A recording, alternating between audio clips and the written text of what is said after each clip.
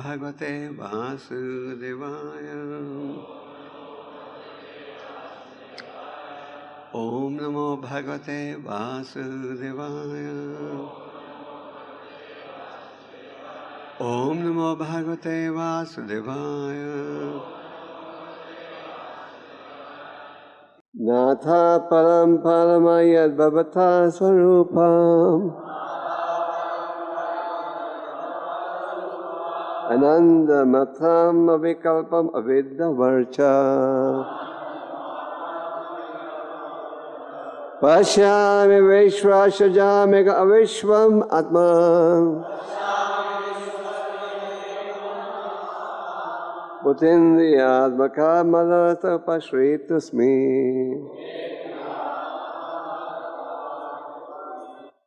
O my Lord, I do not see a form superior to your present form of eternal bliss and knowledge. In your impersonal Brahman effulgence in the spiritual sky, there is no occasional change and no deterioration of internal potency. I surrender unto you because whereas I am proud of my material body and senses, your Lordship is a cause of the cosmic manifestation, and yet you are untouched by matter. As stated in Bhagavad Gita, Bhaktya mam abhijanati yavan chasmi tattvataha. The Supreme Personality of Godhead can only be partially known and only by the process of devotional service to the Lord. Lord Brahma became aware that the Supreme Lord Kṛṣṇa has many, many eternal blissful forms of knowledge. He has described such expansions of the Supreme Lord in his Brahma Samhita as follows. Advaita Machuta Manadi Ananta Rupam Adhyam Purana Purusham Navyavanam Cha Vedesu Durlabam Adurlabam Atma Bhakto Govindamadi Purusam Tamamaham Bhajami. I worship Govinda, the primeval Lord, who is non-dual and infallible. He is the original cause of all causes, even though he expands in many, many forms. Although he is the oldest personality, he is ever youthful, unaffected by old age. The Supreme Personality of Godhead cannot be known by the academic wisdom of the Vedas. One has to approach the devotee of the Lord to understand him. The only way to understand the Lord as He is by devotional service to the Lord, or by approaching the devotee of the Lord who always has the Lord in his heart. By devotional perfection, one can understand that the impersonal Brahma Jyoti is only a partial representation of the Supreme Personality of Godhead, and that the three Purusha expansions of the material creation are his plenary portions. In the spiritual sky of the Brahma Jyoti, there is no change of various kalpas or millenniums, and there are no creative activities in the Vaikuntha worlds. The influence of time is conspersed by its absence. The rays of the transcendental body of the Lord, the unlimited Brahma Jyotis, are undeterred by the influence of material energy. In the material world also, the initial creator is the Lord Himself. He brings about the creation of Brahma, who became the subsequent creator, empowered by the Lord. So this chapter is called Brahma's Prayers for Creative Energy. And actually, if you analyze the Srimad Bhagavatam, it is nothing but a prayer book in which different devotees of the Lord are addressing the Lord by offering different prayers. In this 9th chapter of the 3rd canto, Brahma, in the opening verse, has mentioned that after many, many years of penance, he was able to understand the transcendental personality of Godhead. How long was the Brahma's penance? For 100 Divya years. For 100 years, Brahma performed extreme austerities. Now you may say, what's 100 years? It's nothing much, isn't it? But his years were 100 Divya or transcendental years. One day of Brahma is equal to the duration of 4 ages multiplied by 1000. 4 ages. Satya Yuga ran for 18 lakh years. Treta Yuga ran for about 12. Dwapar Yuga ran for 800,000. And Kali Yuga is 432,000. So you add 432, write down, plus 800, plus 1.2 million, plus 1.8 million. 1.8 by 1.2 is 3 million, 3.8, 4.2 million. So approximately, if we take 4.2 million years, multiply it by 1000, that is equal to Brahma's one day. Only one day. So you multiply that further by 100, and that is the duration of Brahma's austerity. You understand? So Brahma, when he appeared, he could not trace his source. And then Brahma started looking on all the 4 sides. How did I take birth? That's why Brahma became 4-headed. Because he looked left, right, front, back. He was trying to find out who is my creator. So after performing austerities for 100 years, Brahma was able to see the wonderful transcendental form of the Lord, and when he saw this form of the Lord, it gave him immense pleasure, as it is stated in the previous verses. Brahma has also stated, Tapaseva param jyotir bhagavatam adhokshajam. He says that Krishna is adhokshaja. What does adhokshaja mean?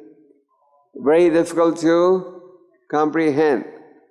But through the medium of tapasya, one can actually understand the Supreme Personality of Godhead.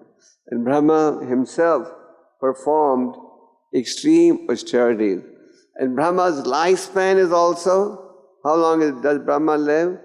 411 trillion and 40 billion years. That's his lifespan also.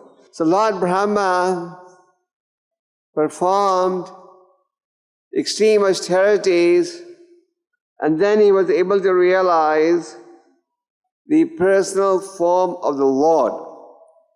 Now, this Lord Brahma, we just mentioned that Lord Brahma was searching for his origin, looking left, right, behind, and he became 4-headed. But actually, this 4-headed Brahma is the smallest of all the Brahmas. You know that? In the Chaitanya Charitamrita, you read the story that once our 4-headed Brahma went to Dwarka to see the Supreme Lord. And when he went to see the Supreme Lord, he was stopped at the gate. You go to see a big man, the Chaukidar will stop you. Huh? So the Chaukidar went and told the Lord that Brahma has come to see him. The Lord said, "Which Brahma?" So the watchman came and said, "Which Brahma are you?" You know. Sometimes, people come to our temple, they say they're looking for Mr. Das. Because everybody here is a Das. Then we have to tell them, which Das are you looking for? So the Chaukidar came and said, "Which Brahma are you?" So this Brahma, the 4-headed Brahma, was shocked when he heard this inquiry. So when he went to the Lord, he had barely finished offering his obeisances, and the Lord said, "So Brahma, what brings you here?" Whenever we would go to see Prabhupada, so Prabhupada would often say, "So what brings you here? Why are you coming?" So Brahma said, "Before I tell you why I'm here, I have a question to you. And are there any other Brahmas besides me?" And Brahma had not even finished asking his question, when instantly there appeared innumerable other Brahmas. And Brahma discovered that he was the smallest of the Brahmas. There were other Brahmas with 1,000 heads, million heads. And he felt like a rabbit in the midst of elephants. If you have all elephants everywhere and you have a rabbit in the middle, the rabbit is so insignificant, isn't it? So Lord Brahma felt completely insignificant compared to the other Lord Brahmas. Even Lord Chaitanya was describing that this cosmic manifestation that we are aware of, this is only a tiny, tiny portion of God's total creation. Just like if you were to take one mustard seed out of a bag of mustard seeds, that would be so insignificant, isn't it? So this creation that we are aware of, this cosmic manifestation, is only a small, tiny aspect of the Lord's total creation. So Lord Brahma is saying, "Oh my Lord." The Brahma acknowledges that Kṛṣṇa is supreme. If you read the 10th canto of the Bhagavatam, you see that Brahma, Shiva, or Indra, all these predominating demigods, they all acknowledge the position of Kṛṣṇa. Just like you also read the story in the 10th canto, the Lord Brahma had heard about the wonderful pastimes that the Lord had already displayed. If you look at Krishna's pastimes, they go to confirm Krishna's statement in the Bhagavad Gita, Janma Karma Chame Devyam. Krishna says, my appearance and disappearance are both Devyam. So Krishna had already performed so many wonderful pastimes, killing the demon Putana, Sinavarta, showing the universe in his mouth to his mother. So Lord Brahma wanted to test this wonder boy Kṛṣṇa. Actually, when the Lord was performing his pastimes and when these different demons would get killed, the Brijvasis would say, maybe our son is a demigod. Maybe he has the special blessings of Narayan. So every time the demons come to attack him, he does the impossible. He's a young child, killing the demon Putana. When the Lord was only a small child, he kicked a huge cart that was heavily loaded, and the cart came tumbling down, and the Trinavarta came like a whirlpool. So Brahma also wanted to test the transcendental nature of this wonder boy. So Brahma, the Lord had gone on a picnic with his friends, and the cows are grazing. The cowherd boys were all worried that the cows may not get too far, may not go out of sight. So they were always eating and looking around, kidhar hai, where are the cows? But Lord said, don't worry, I'm with you. What are you worried about? Eat your prasad. Enjoy your picnic. And as the cows grazed beyond a certain point, they got kidnapped by Brahma. And when they got kidnapped by the Lord Brahma, the cowherd boys went searching. They could not find their cows. So the Lord had no alternative but to expand himself. And he expanded himself into these unlimited cows and calves. And when they returned home, the mothers had even greater affection than before.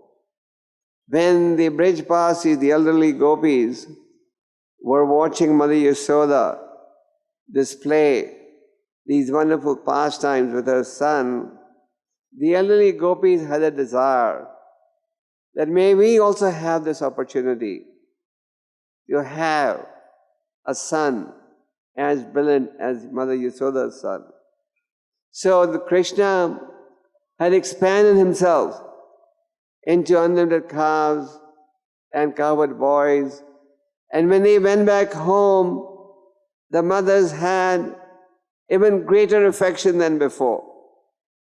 And this went on for a year, except Balaram. Nobody really knew what had happened. And then one day Brahma saw that these calves and cows are again grazing. So he thought that maybe they've woken up. He had put them to sleep, but maybe they've got up. So he went to verify. Is it a fact that they've got up? Just like, you go for surgery, they give you chloroform and they make you go to sleep. So Brahma had a very powerful chloroform and put them to sleep for more than 1 year. But when he went back, he saw they were still sleeping. Then Brahma could realize that this is the inconceivable Krishna. Therefore, when Krishna says, think of me, he says, think of me as one who is achintya, inconceivable. Inconceivable means you can't try and understand the Lord with the material senses. Prabhupada used to give us the statement, the Dr. Frog philosophy. Dr. Frog was trying to measure the length and breadth of the vast Indian Ocean, and he was trying to do it by pumping his own belly. And in the end, what happened? The belly bursted. So Brahma realized that he is insignificant compared to the Supreme Lord. And then Brahma offered very wonderful prayers glorifying the supreme position of the Lord, just like you read Indra offering wonderful prayers after his attempts to flood Braj with water failed. So Lord Brahma, as a result of having performed very extensive austerities, he was finally able to see the superior form of the Supreme Personality of Godhead. And seeing the superior form gave him immense pleasure. Just like Dhruva Maharaj was performing austerities, and Dhruva Maharaj had the opportunity to see the personal form of the Lord, which gave him immense pleasure. Now Brahma says, I do not see a form superior to your present form of eternal bliss and knowledge. So, first point that gets established here is that the form of the Lord is superior to all other forms. The transcendental form of the Lord is incomparable. And it is full of eternal bliss and knowledge. As it is said, the Supreme Lord, Parashar Muni explains, there are 6 characteristics of the Lord. What are they? He Aishwarasya Samagrasya Virasya Ishashasya Jnana Viragyava Shaiva Sanna Bhaga Itangana. He is the richest. What else? The most famous, beautiful, knowledgeable, renounced, and strongest. So one who is in possession of these 6 opulences to an unlimited degree, all at the same time. It's not that in the material world you may see somebody is rich but he may not be strong. Somebody is strong but he may not be beautiful. Somebody is beautiful but he may not be rich. Somebody is rich but he may not be knowledgeable. And somebody may be knowledgeable but he may not be renounced. But Krishna simultaneously manifested all these 6 opulences to an unlimited degree. Then it says, eternal bliss and knowledge. Satchidananda Vigraha. It is described that the Lord is eternal, full of knowledge and bliss. And in comparison, what's a living entity? We are also eternal, isn't it? Nitya. So someone may say, you're eternal, I'm eternal, God is eternal, I'm eternal, so we are God. So how will you defeat that? We say, you're eternal. We say, the Lord is eternal. Then, What's the difference between us and God? What's the difference? Who knows? Nityo nityanam chetana chetananam eko bahunam vedati kamam. Therefore the Shastra say, we are eternal and He is eternal, but the difference is that single eternal is maintaining all other eternals. So the Lord is eternal and He is blissful. And it is said that anybody who links up to Him also becomes blissful. He is blissful, and one who gets connected to Him also becomes blissful. Therefore we see that when people take to the process of Krishna consciousness, they realize real bliss. In mature life, the so-called bliss here manifest is artificial bliss. People make a show of being happy. People make a show of always smiling, but they're not really happy. But one who engages on the path of devotional service can realize real bliss. And the Supreme Lord is also the source of all knowledge. You have relative knowledge and you have absolute knowledge. Just like we read the Bhagavad Gita. Now how old is the Bhagavad Gita? How old? No, a lot older than that. 5,000 years ago it was only retold to Arjuna. Why?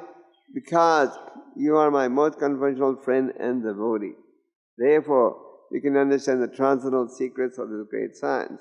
So, it is said here that the Lord is also full of knowledge. Even when Krishna was on the planet, he could speak all the languages. He could even speak with the birds and the beasts. Can you communicate with the birds? You hear them chirping in the morning. Do you know what they're communicating? No, but they are communicating a message. But you don't understand it, so you think it's just some crazy sound. But it's not a crazy sound. But Krishna could communicate with the birds and the beasts. He could speak all the languages. So Lord Brahma is saying that you are also the source of unlimited knowledge. And He says, I surrender to you. So that is the perfection of life, to surrender to the Supreme Personality of Godhead.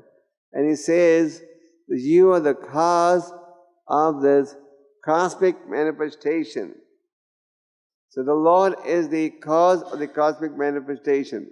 As Krishna says in the Bhagavad Gita, Ham sarvasva prabho mataha sarvam pravartate. I am the source of everything material and spiritual. And the Lord is untouched by matter. This is important to understand.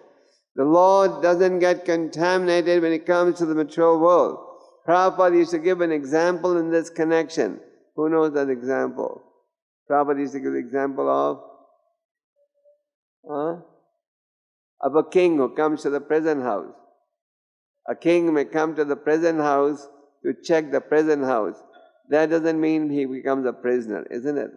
So it is not that when the Lord descends to this material world, He becomes like one of us.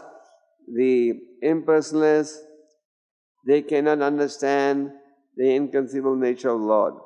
Therefore, even when they look at the Archa Vigraha manifestation of the Lord, what do they say? They say, this is just some statue made of brass or metal or wood. But actually, the Lord is capable of incarnating in the Archa Vigraha form, is capable of incarnating in the holy name, and He's capable of performing inconceivable pastimes. Just like when Krishna appeared in front of Vasudeva and Devaki, He did not appear like an ordinary child. He appeared in His four-handed form, beautifully ornamented and decorated. And then, when He was requested by His parents to transform Himself to an ordinary child, He transformed Himself to an ordinary child. So the Supreme Lord does not get contaminated by the material nature. He always remains Satchidananda Vigraha. Now, in the purport, Prabhupada makes the point, he quotes this famous text 55 from the 18th chapter. Actually, in this chapter, almost in every verse, every purport, Prabhupada quotes this verse. So what is that verse, 1855? Bhaktya Mam Ajnana. Krishna clearly establishes that I can only be known by the path of devotional service. So Prabhupada dwells on this point that the Lord Brahma became aware of the Supreme Lord also because he had performed his austerities. So, bhakti is a medium through which you can attract the Supreme Personality of Godhead. You cannot attract the Lord by a mundane knowledge or by some material logic, but you can attract the Lord through the medium of pure devotional service. Therefore, Krishna also says in the Bhagavad Gita, Patram Puspam Phalam Toyam Yome Bhaktya Prayochati. That if you offer me with love and devotion, even a leaf, water, I will accept it. So the entire emphasis is on Bhagavad, is on bhakti. Just like Vyasadeva, even after having compiled the vast Vedic literature, was still feeling despondent, isn't it? You read about this in the first canto of the Bhagavatam. Vyasadeva was feeling despondent, unhappy. He was lamenting. He was trying to understand, why am I feeling unhappy, even though I have compiled this vast Vedic literature? And as he was meditating, the spiritual master Narada Muni appeared on the scene and told him that the real cause was that he has not exclusively presented the path of pure devotional service. So, bhakti is the conclusion. The Srimad Bhagavatam concludes that bhakti is the medium through which the Lord can be understood. The Bhagavad Gita concludes that bhakti is the medium through which the Lord can be understood. Therefore, Prabhupada is saying that the Supreme Personality of Godhead can only be partially known. Also, over here, Prabhupada says only partially known, not fully known. Don't think that now I'm doing bhakti yoga, so I know Krishna completely. I know everything. No. Even if you're the best, you will only know Krishna partially. Even Ananta says, how many tongues does Ananta say have? Thousands, unlimited. Even with unlimited tongues, he cannot fully describe the unlimited qualities of the Lord. Because the qualities of the Lord are increasing every second. You know, by the time you finish the class, Krishna's qualities would have gone up even more. So we cannot fully understand the Lord. Doesn't matter how hard you try. At best, when you read about the transcendental attributes of the Lord in the scriptures, you're just getting a partial understanding of the Lord's unlimited transcendental qualities. So, through the process of bhakti, you can understand the inconceivable nature of the Supreme Lord. We see in our Krishna conscious movement, people join. People have never heard about Krishna, but they are in the movement for a few years or even few months, but they are rendering devotional service and they have a better understanding of the Supreme Lord than the Sanskrit Pandits in India. So bhakti is a medium through which you can cleanse your heart, cleanse your impure senses, and understand the transcendental nature of the Lord. Now what does bhakti actually mean? That's the next step.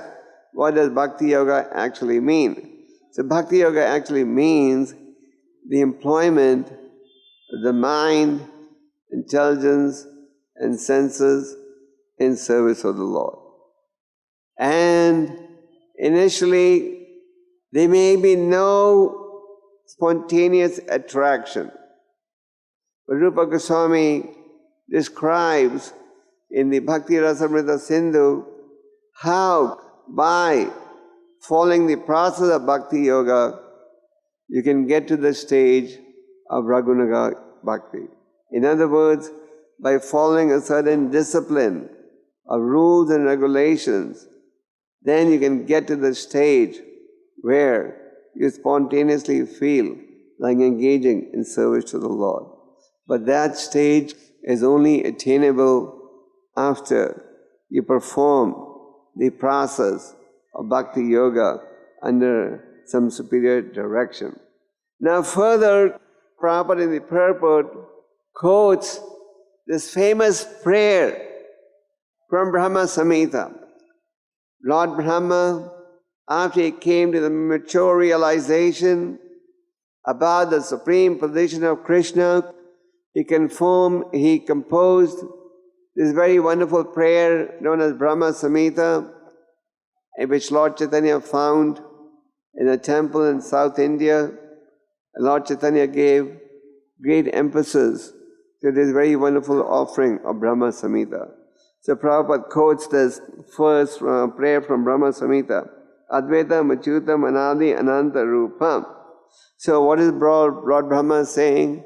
I worship Govinda, the primeval Lord. So Govinda is also known as Adi Purush. He is the original personality. Then, who is infallible, Achyuta, and non-dual, Advaita. Advaita means there is no difference between his body and soul. In our case, there's a difference, isn't it? But in the case of the Supreme Lord, there is no difference. Then he is Achyuta. None of us can claim to be that. But the Supreme Lord is infallible. Then Anadi Mananta Rupam. He is the cause of all causes. So somebody may say, if he is the cause of all causes, who is his cause? Don't people say that? Sometimes when you go out preaching, you say, Krishna is the cause of all causes. Then they say, hey, but then who is the cause of Krishna? So therefore it is said here, Anadim Anantam Rupam. He is the cause of all causes, but nobody can claim to be his cause. Now Ananta Rupam. He manifests himself in unlimited forms. You cannot limit God's potencies. Just like we Vaishnavas also worship Lord Vara. What did Lord appear as? A boar. Now in ordinary life, do you ever worship a pig? You say it's all dirty. Yeah. But we worship. The Lord appeared as half man, half lion. He appeared as a fish, as a tortoise. So Ananta Rupam, they are unlimited forms of the Lord. They are unlimited forms in which He can appear. Adyam Purana Purusham Nav Yavanam Cha. Thou, He is the oldest. What does He look like? He looks ever youthful, isn't it? Prabhupada used to say that on the battle of Kurukshetra, by mature standards, Kṛṣṇa was over 100 years of age. He was estimated to be about 125 years of age. But what does he look like? 16, 20, 22. You never see pictures of Kṛṣṇa with wrinkled cheeks or contact lenses or something. So even because he is transcendental, he doesn't age with the passage of time. Vedesa durlabam adurlabam atma bhakto. To understand the Lord just by an academic study is not going to be possible. Just like we gave you the example. There's so many Sanskrit scholars in India, but they have a very limited understanding of the nature of God. And then on the other hand, you may have some totally simple devotee who is engaging in devotional service, scrubbing the floor, chanting Hare Krishna, but he has firm understanding, yes, Krishna is the Supreme Lord. Even in our India, you may see, we have so many uneducated devotees who join, but they're very sincere. They do this service so nicely. They know who the Supreme Lord is. And even you may have so many scholars who may have no understanding. So, the Lord Brahma is saying that only by devotional service, Vedesu Durlabham. Durlabha means difficult, and Adurlabha means the opposite. So he's saying, if you just try to understand the Supreme Lord by studying the Vedic literature, this is going to be impossible. But if you take to the process of bhakti, then you can. And then in the Brahma Samhita, but not quoted here in the purport, Prabhupada, Lord Brahma also said, Angani yassa sakalanda vritibhanti, that he's all pervasive. He's situated in one place, but he's all pervasive. And with any one part of his body, he can perform the function of any other part. Just like we Vaishnavas, when we offer prasad to the Lord, how does the Lord eat? He eats with his eyes and ears. So because he can perform any function with any one part of his body. So Prabhupada makes the point that only by devotional service can you understand the transcendental nature of the Lord, and the impersonal Brahma Jyoti is only a partial understanding or manifestation of the Lord's potency. Brahmeti Paramatmeti Bhagavan iti Shabdate.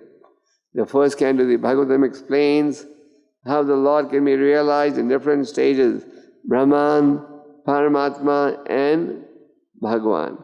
So Brahman realization is partial realization. Just like you may see a mountain top. From a distance you only see the mountain top. But then if you go closer you'll see a little bit of variety. And if you go on top of the mountain, you'll see the ultimate variety. So similarly, Brahman and Paramatma realizations are only partial realizations of the Supreme Lord. But the ultimate understanding of the Lord in his Bhagwan feature. And then Prabhupada also mentions the Purusha incarnation. There are different categories of avatars of the Lord.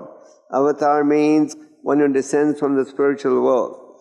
So there is the Purusha avatar, Leela avatar, Guna avatar, Manvantara avatar, Yuga avatar and Shaktavesha avatar.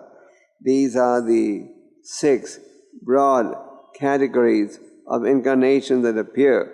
And here Prabhupada makes reference to the Purusha avatar category, that is the Garbhodakshaya Vishnu, Shirodakshaya Vishnu, Karanadakshaya Vishnu, how the Lord expands to maintain these different universes. So it is being explained very clearly that the impersonal Brahman realization is only a partial realization, and the Supreme Lord does not get touched by matter. Lord Brahma has made this point in many verses.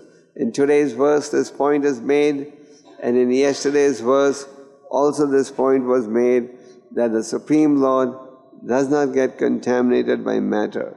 So therefore, those who take to the path of pure devotional service are able to understand the inconceivable nature of the Supreme Lord. And over here, Lord Brahma is offering us his mature realization. And what is his mature realization? That Kṛṣṇa is the Supreme Lord. Prabhupada was once he started a lecture in New York right after greeting the deities. And he started his lecture by saying, Govindamadi Purusam Tamam Ahamajami. He said, we are not worshipping some bogus personality. We are worshipping Govinda, the Adi Purusam, the original person. So when we greet the deities every day, accompanied by the Govindam prayers, we acknowledge how the Supreme Lord is the origin of everything, the source of everything, the cause of everything. And as a result, our natural endeavor should be to engage in devotional service. So to summarize the verse over here, in this chapter, Brahma is offering his prayers for creative energy. Brahma is called the creator, but it should be recognized that Brahma is a subsequent creator. The original creator is the Supreme Lord, and Brahma gets recognized as his subsequent creator. And when Brahma was given the task of doing this creation, Brahma first created the different aspects of illusion. What did he do? He created different aspects of nescience. What did he do? He first created the principle of nescience. Then he created the principle of anger after frustration. You get angry after you're frustrated. Then he created the principle of fear of death. Just like everyone is scared of death. But it is said, a self-realized soul is not scared of death. Just like when the wings of a bird develop, the bird flies out of the nest. So, except one who is self-realized, everyone is fearful of death. So this was created by Brahma. And then Brahma created this concept of false sense of proprietorship. The false sense of proprietorship. This is my land, my country, my property, my. So Brahma created these different aspects of illusion. One was also the principle of self-deception, which means they're not recognizing and identifying a true identity. But then Brahma created these different aspects of illusion, and he realized that he's made a tremendous mistake. He said, now all I've created is Maya. I've just created the different aspects of illusion. So that means people will just get bound even further. So then he created the 4 aspects of, he took different paths of knowledge. He created the path of austerity. He created the path of jnana, sankhya, so that, and he gave us knowledge. So then the living entity could decide which path he wants to follow, and then he get the results accordingly. So Lord Brahma is the creator, but he is the secondary creator of the subsequent creator. And Lord Brahma has recognized that this form of the Lord is superior to everything. And over here again he establishes the supreme transcendental nature of the Lord. So as you read this chapter, you will see many wonderful prayers where Lord Brahma is glorifying the Supreme Lord, and we devotees should read these prayers and meditate on these prayers and always try to glorify the Supreme Lord by repeating these prayers. Or if you cannot exactly repeat the prayers, you can memorize the meaning of the prayers and offer the meaning as an offering. Hare Krishna.